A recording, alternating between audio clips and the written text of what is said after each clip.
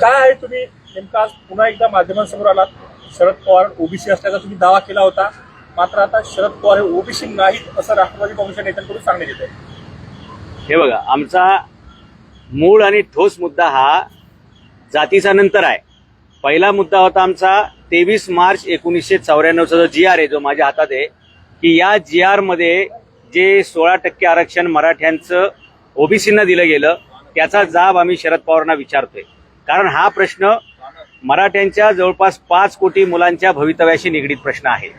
माझे शरद पवारांवरती आरोप जे आहेत ते खाजगी नाहीयेत, व्यक्तिगत नाहीयेत, ते सार्वजनिक हिताचे आणि समाजाच्या रोजगार, शिक्षण आणि एकंदरीत सामाजिक स्थितीला धक्का लावणाऱ्या अशा सार्वजनिक प्रश्नावरती आहेत.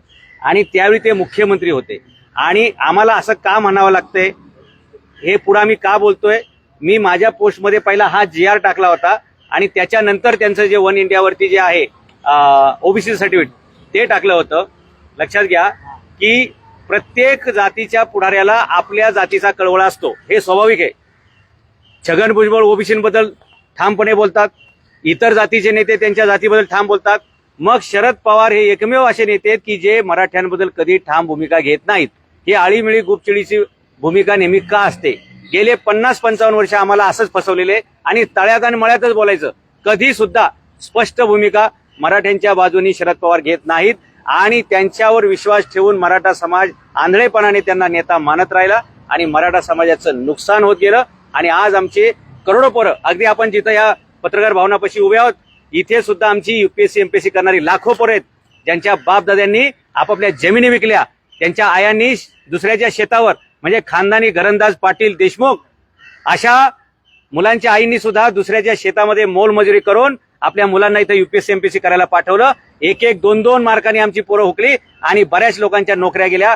2.5 ते 3 लाख पोरं आमची चांगली कॉम्पिटिटिव्ह असताना, चांगली गुणवत्ता असताना त्यांना नोकऱ्या मिळालेल्या नाहीत. त्यांच्यापेक्षा कमी मार्क असणारे लोक त्यांच्या समोर भरती होतात, त्यांच्यापेक्षा कमी मार्क असणारे लोक पाठीमागून येऊन वरच्या पदावरती जातात. काय फक्त मराठा म्हणून जन्माला आले हाच त्यांचा दोष आहे का? आणि त्यांना मराठा म्हणून डावललं जातंय हे एका बाजूला, आणि दुसऱ्या बाजूला त्यांना जर ओबीसी मध्ये घेतलं असतं तर त्यांच्यावरती हा मोठा अन्याय झाला नसता. या GR मुळे या 5 कोटी मराठ्यांचं सगळं भविष्य दावणीला लागलं आणि गेल्या 2 पिढ्या मराठ्यांच्या बर्बाद झाल्या, तो ह्या GR मुळे. आणि म्हणून प्रत्येक नेत्याला आपल्या जातीचा अभिमान असतो. त्यानुसार शरद पवार हे मराठ्यांची बाजू न घेता नेहमी ओबीसींची बाजू घेतात आणि म्हणून आम्हाला नाईलाजास्तव या निष्कर्षावर यावं लागलं की शरद पवार हे मराठ्यांचे नेते नसून ते ओबीसींचे आहेत. आणि आमचा जाब विचारायचा आहे त्यांना. आम्ही 5 कोटी मराठी त्यांना भेटेल तिथे, भेटेल त्या गावात, भेटेल त्या चौकात आणि भेटेल त्या वार्डात आम्ही सगळे मराठे शरद पवारांना हा जाब विचारणार आहे की असं काय पाप केलं आमच्या मराठ्यांनी की तुम्ही बाकी सर्वांना न्याय देत सुटले, परंतु मराठ्यांना मात्र तुम्ही डावललेले. हे मराठे कोण आहेत? ज्यांनी इथल्या 12 बलत्रा 18 पगड जातीच्या सर्व उपेक्षित शोषित घटकाला कायम न्याय दिला, देशाच्या रक्षणासाठी ज्यांनी कायम बलिदान दिलं, त्याच समाजाला तुम्ही वंचित ठेवता, त्याच समाजाला तुम्ही गरीब करता. असा काय आकस आहे तुमचा मराठा समाजाबद्दल? हा जाब आम्ही सातत्यानं त्यांना विचारत राहणार आहोत. आणि याचा आम्हाला फिरवीचं उत्तरं नको आहेत, तळ्यात मळ्यात आणि जर तर ही उत्तरं नको आहेत. आम्हाला स्पष्ट उत्तर पाहिजे. काय म्हणता तुम्ही की माझी जात सगळ्यांना माहिती आहे? मग सांगा ना, तुमचा जन्मदाखला दाखवा, त्याच्यावर काय लिहिलेले. माणसाची जात त्याच्या जन्मदाखले असते.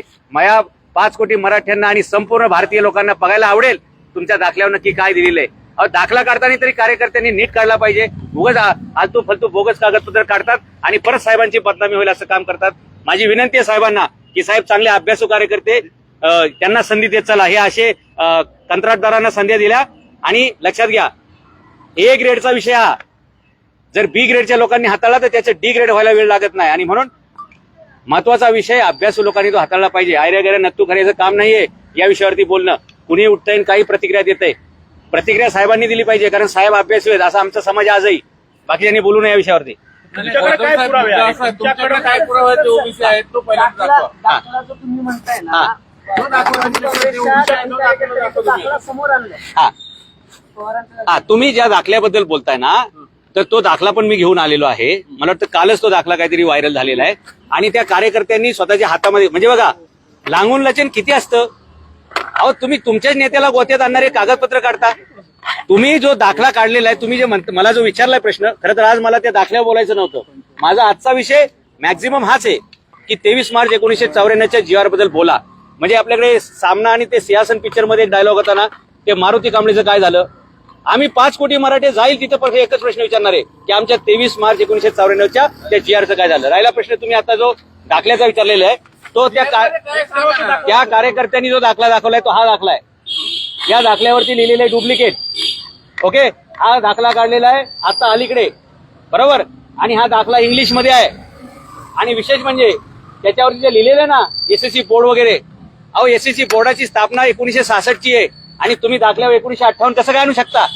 म्हणजे कागदपत्र काढताना तरी ओरिजिनल काढा ना, ती सुद्धा डुप्लिकेट काढता का आणि ती सुद्धा चुकीची काढता का. ज्या कार्यकर्त्यांनी हा पराक्रम केलाय, साहेबांनी त्यांच्यावर कडक कारवाई करावी की घाईघाईमध्ये एखाद्याला उत्तर देण्यासाठी अशा प्रकारचे चुकीचे कागदपत्र पुढे आणू नये. त्याच्यामुळे आणखी विश्वसनीयता खराब होते.